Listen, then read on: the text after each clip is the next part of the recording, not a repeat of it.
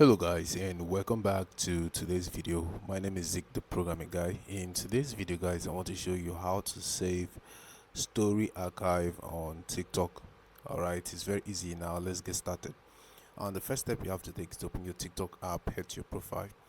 Now if you want to see your archive story, you just have to click on this private icon right here. Click on that, and then you see your story archive here. Click on that, and right here, this are my stories archive. Now if I want to save any of these to my phone gallery, this is all I have to do. Click on it to open it, Hello and guys, welcome back to you see today's the video. icon. This is Zig the You can programming see the guy. In icon today's video, and then the I'm option going to be to showing you edit. how to create stories on So guys, that's how you can save story archive on TikTok. Hope this video was helpful.